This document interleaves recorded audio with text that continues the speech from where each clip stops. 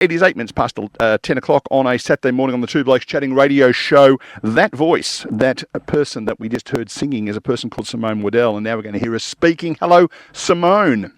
Good morning. How are you? Oh, all the better for hearing your voice, both in a song and on the other end of the telephone. Now, before we get started, we're going to play a quick game of Nearest the Pin.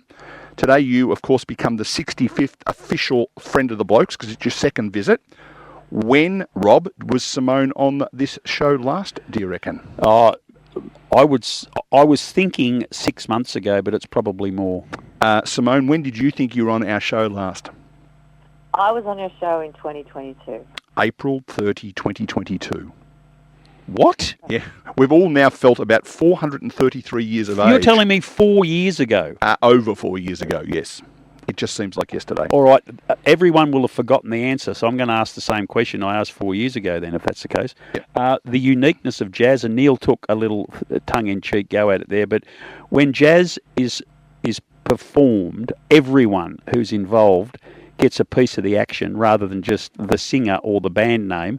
It's unique to jazz. Do you love that part of the industry, Simone? That is such a great point, and not enough people talk about it. So when I went to Berkeley, I was the first Australian to get a scholarship to Berkeley, and I went over to Berkeley, and I noticed that very thing for the first time. I was only 20 years old, and when I saw an event or show or a jazz gig advertised, and they would list who was playing drums, who's on bass, who's on trumpet, who's on first, who's on second, and all the names were listed, as opposed to if you're seeing basically any other genre, they talk about the singer, and the band are a non-event. They don't even. Who knows what Taylor Swift's guitarist's name is? Nobody knows. Well, somebody would know, but the general public doesn't know. Is it Travis Kelce? Because that's the only name I know to do with Taylor Swift. There you go. There you go. But that's her fiancé. You're absolutely right. It's a distinct and unique feature of jazz to mention and highly mention the players, because they truly contribute so much, and usually every single player is an artist in their own right. So it's and do I like it? I love it. I love honouring the musicians. Yeah. So please help me out, because I absolutely murdered the name. The flugelhorn player is called Naja. Naja. Okay. Naja. Nordhus. Absolutely. And she's Australian, based in New York. And I met Naja at university. We were both just like 18, 19 years old. Oh, so you've known her 10 years. 10 whole years. Absolutely. Yeah. The beautiful thing about Naja is she's also a sound engineer. So she's a Grammy Award-winning trumpet player and been on many Grammy Award-winning projects, and she's highly advanced and experienced, but she's also a sound engineer, which at the time that she was doing that was very rare for females. So she's quite special. And the piano player is when you told me about the album a little while ago, Paul Grabowski is particularly well known in jazz circles, but of course would be known to many as the musical director on the Steve Vizard show from the 90s. So not only is he very good, he's also been around a while. Absolutely, and so many people remember him from the Steve Vai. And he was on an episode of Spicks and Specks this week, I might add also. Admittedly, it was a replay from 2008. Yeah, but apparently the ABC played that because they knew Simone was going to be on this program. That would make sense. This is what Paul said about you, just for the record, Simone. I don't suspect this is a surprise to you because it's written on your record cover, but it says, "Hats off to you, Simone Waddell. When I consider the circumstances under which we recorded, it's nothing short of miraculous. You sound wonderful. This was a real labour of love that you've brought home. I'm proud to be a part of it. I wish it and you success." Now, that leads, obviously, to what were the circumstances under which it was recorded? Yes, well, it is a beautiful quote from Paul, and Paul is arguably the number one jazz pianist in Australia, and certainly the most highly awarded jazz pianist in Australia, and he's renowned around the world for his incredible skill and talent. And that quote, what he's referring to is, we had a heck of a time through COVID because the trio, a piano, bass and drums trio on my record Unforgettable, that we're talking about now, they're based in Melbourne.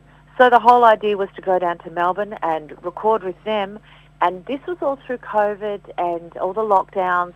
And so there were many false starts. There was one time I was actually at the airport, my bag was on the plane, and I got a call from Philip, the bass player, and he said, Simone, don't get on the plane. They're just about to announce another lockdown, and as soon as you get here, you'll go straight into quarantine for 2 weeks, and we won't record. So I had to race back to Qantas and say, get my bag off the plane, I'm not going. And we had situations like that over and over. And in the end, we couldn't even get to Melbourne. And so and beyond that, they all had to be separated in the studio, the trio. So we had to stretch out into separate studios and have drums over here and bass over there and piano over there, where they couldn't even play together because of the, restrictions, social distancing rules and things. So it was really tough to actually get the beds, as we call them, recorded.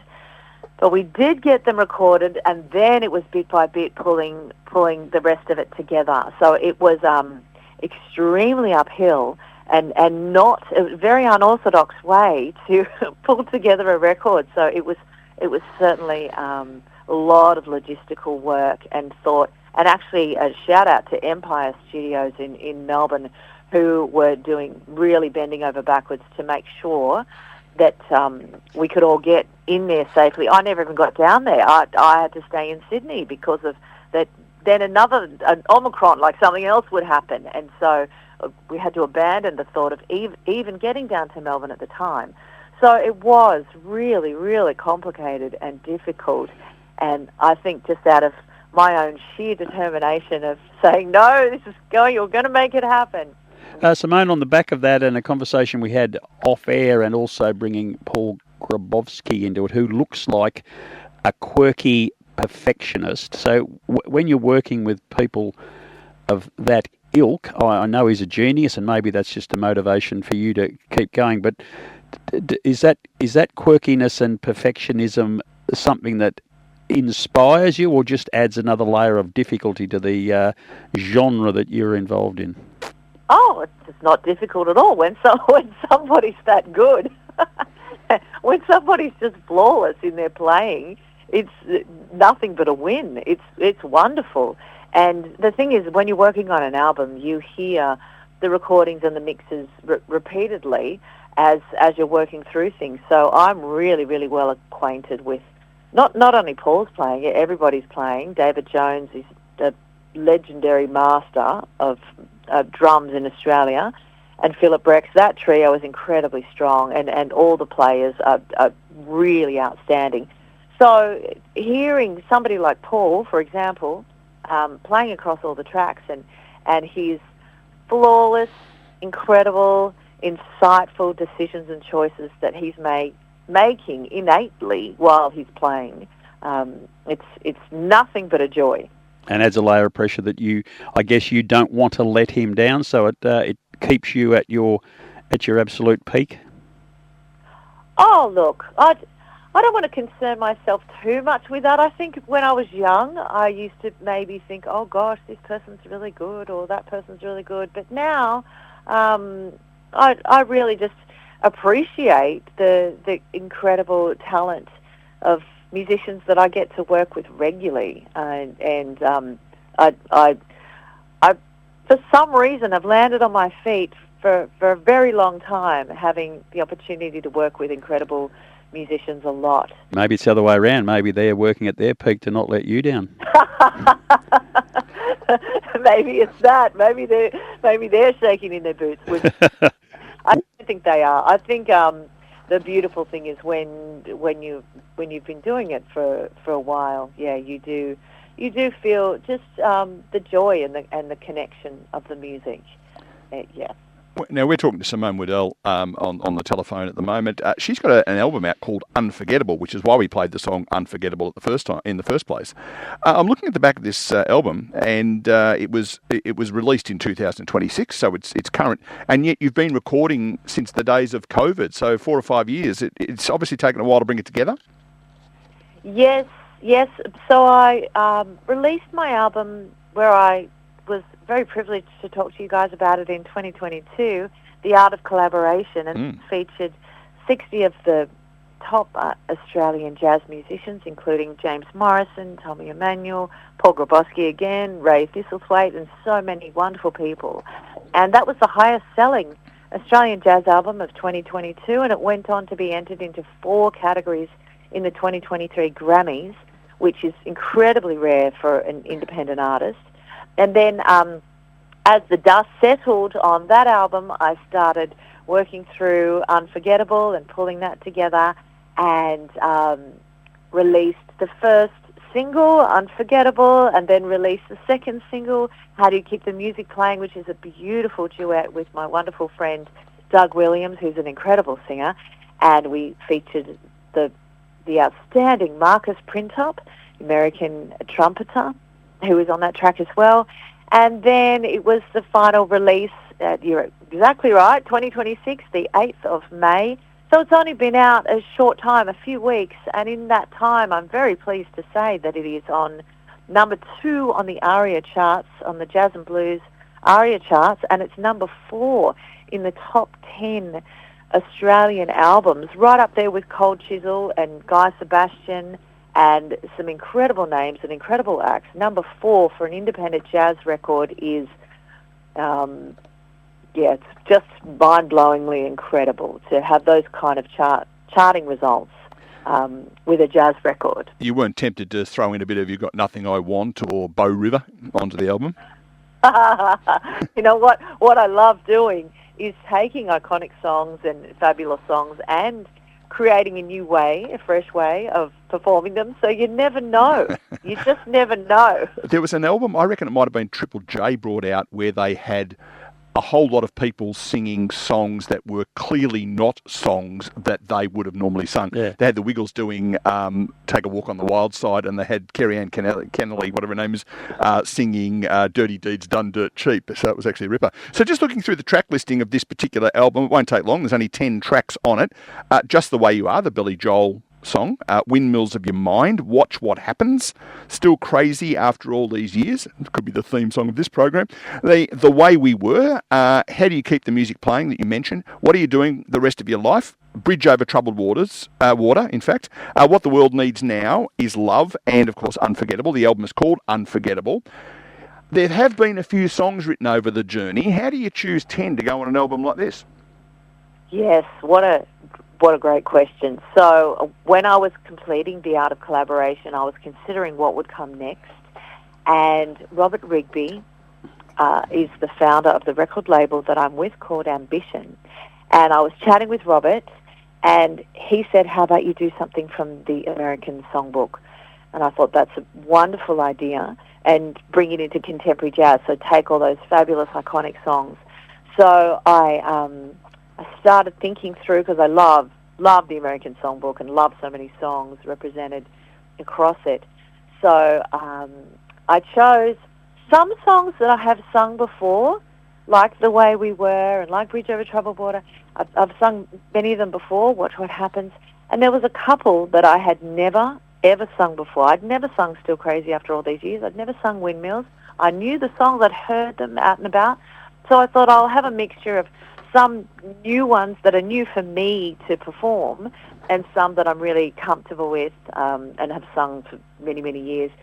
So the selection process was an important process to consider, well, what songs do I really want on this record? And I'm really pleased with the 10 final decisions that I made, because they're 10 iconic, legendary, well-written songs that have all stood the test of time. They truly are timeless and incredible pieces. So it was wonderful to perform all of them. Watch me get all technical on you here. I guess it's important that they land within your vocal range. Yes, well, that simply means putting it in the key I'd like to sing it in. Oh, okay. I thought it was getting all technical, you know. Sounded impressive. Well, we always have those options to... so, for example, if you want to get technical, a song like Watch What Happens, I would normally, if I was singing it live, I would sing it a bit higher. But I did take it a little lower for the record because I did want a kind of warm, intimate sound on some of the songs. So I did bring some of them a little lower than I might have done normally singing them live to create that kind of, more warm and smooth sound across some of them. Now, without giving away any secrets, because that's not what we're looking for, we're just, just working through the process. You were thinking about your next album when the collaboration album came out. Have you started thinking about the next one? I've started thinking, only just embryonically thinking, but I'd really like to explore doing something with a lot of vocals, with a lot of gospel choir vocals. Okay. And so something kind of large and produced in that sense, because I just love big harmonies and things. And I also like exploring so many different things. So, for example, the Art of Collaboration had so many wonderful players and fabulous arrangements and fabulous performances in a particular genre, and then Unforgettable. What I loved about that was, in some ways, it was more sparse, because even though there was trumpet on a number of songs, beautiful guitar, like James Muller, Damien Cooper, Paul Mason, and Jack Pantasas, 4 separate guitarists. Oh, Michael Tan played guitar on What the World Needs Now. So 5 different guitarists featured across the record. So, but it was still a smaller ensemble rather than a very full-blown production with loads of gospel harmonies all over the place. So I'd like to do something like that next, but I'm right at the very early stages of just imagining it at the moment. Yeah, and that's part of the fun, I would have thought. Absolutely. Selling records isn't what it used to be. I guess the money stream coming in wasn't like it was, but you need to be performing live and regularly. Does the industry provide you with enough work to keep you living a comfortable lifestyle to support your work? Oh, look, unfortunately, the music industry, and in particular in Sydney, we're really, really struggling because there was only one dedicated jazz club in Sydney called Foundry 616 that closed. And that closed due to just, it was too much of a struggle and too uphill. And we just had another announcement of Mary's Underground, which took over the space where the basement was. They are now closing as well. And we're having real difficulty with live music, because I'd say in many other international cities it will be unheard of to not have a thriving jazz club where incredible international acts can come and perform, and local top-tier acts perform, and it's, people come from overseas and they're in Sydney and they can go and see a jazz performance in a jazz club. We don't have that. I'm based in Sydney and we don't have that at all, and I find that to be truly devastating, because we actually have, what I find the disconnect is, we have the Sydney Conservatorium of Music, which is a fantastic institution full of unbelievably talented lecturers and teachers. And so we've got so many students coming through who are highly skilled and talented, but we don't have a dedicated jazz club. We have some great venues that work really, really hard, like Lazy Bones and Butcher's Brew, and we have Brass Monkey. We have some great grassroots live venues, but we don't have a dedicated jazz club. So that does make things difficult for the jazz artists in this area. And as mentioned, people coming from overseas, like the Basement had Prince, who after his shows would go to the Basement and play. But we don't have anywhere at all like that in Sydney. If we had a top act that wanted to go somewhere afterwards and play some sets after the show, we don't actually have that. So it's one of the larger issues on the table, where we're trying to engage with the government and trying to engage with people in the industry to see what can we do to really honour and value our incredible musicians, because the album that I've just created here, Unforgettable, that is chock full of world-class musicians. It is just groaning at the seams with world-class talent who could stand up in any country in the world and be just absolutely revered for their playing and their skill set. And I just would love to see that honoured in Australia in a whole new way, where musicians of that skill level are really valued. I think the thing too is that you've got this situation where you don't have a jazz club, so people don't know about it, so therefore they don't enjoy it. Therefore, if they open a jazz club, nobody's going to come because they don't understand. Like, it's that spiralling down effect, isn't it? Yeah, exactly. So audience development is a part of it, because bit by bit, as times have changed, live music isn't what it used to be. And the young generation, it's almost foreign to some of the young generation, because those lockdowns went for quite a number of years. So they didn't have, that young generation didn't have what other generations have had, like going to see different things. So they're really not accustomed to going to a venue and paying a cover charge and going to see an act. It's not really a thing that they do regularly.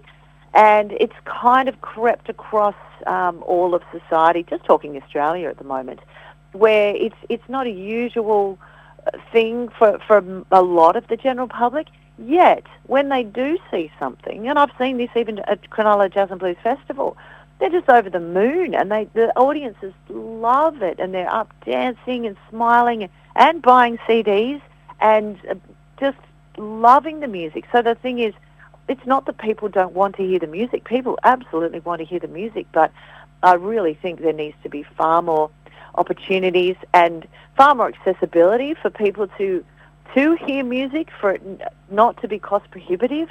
Because when you think about, if people have to catch Ubers and buy dinner and drinks and then tickets, even if the ticket's only $40 or $50, by the time you buy dinner, drinks and Ubers, you could be up close to $500, and that's a lot. So we need to start thinking really seriously about how our incredible musicians can continue to create their art and artistry, and for the public that want to hear it, because I really believe they do, and I really believe that Aussies love music, and just for it to be in abundance and not to be difficult and uphill for our extraordinary players and songwriters and composers and musicians and artists.